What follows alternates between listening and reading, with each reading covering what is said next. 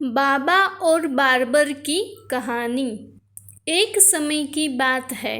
गांव में एक बुजुर्ग रहते थे जिनका नाम बाबा था। वह बहुत ही आत्मनिर्भर और साहसी थे। उसके पास एक छोटी सी दुकान थी जहां वह चाय, बिस्किट और अन्य सामान बेचते थे। उसकी कड़ी मेहनत और संघर्ष ने उसे गांव की प्रतिष्ठा दिलाई थी। गांव में ही एक युवक बार्बरी की दुकान चलाता था जिनका नाम राजू था।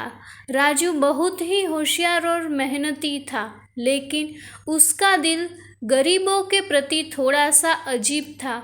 वह अकेले बाबा से दूर रहकर उसे ठगने की कोशिश करता रहता था। एक दिन बाबा अपनी दुकान पर बैठे चाय पी रहे थे और उसकी आंखों में अच्छे दिनों की यादें थी। तभी राजू उसकी दुकान में आया और उसने बाबा से कहा, बाबा, आपके हाथों में इतनी महानता है, आपको अपने दुकान को बड़ा करना चाहिए। बाबा ने हंसते हुए कहा, राजू भैया, मेरी छोटी सी दुकान मेरे लिए काफ़ी है। मैं यहाँ अपनी मेहनत से जीता हूँ और खुश हूँ। राजू ने मुस्कुराते हुए कहा, बाबा, आपके पास यह दुनिया की सबसे बड़ी दुकान हो सकती है, लेकिन आपको यह दिखाने की आवश्यकता है।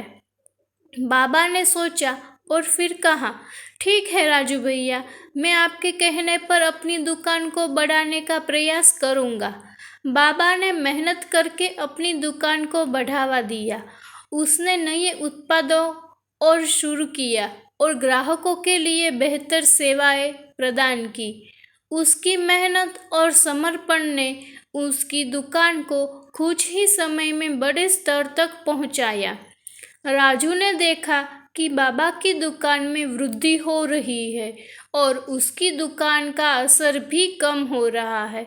वह बाबा के पास गया और बोला, बाबा, मैंने आपको सिखाने की कोशिश की, लेकिन आपने तो मेरी बातों को नज़रअंदाज किया।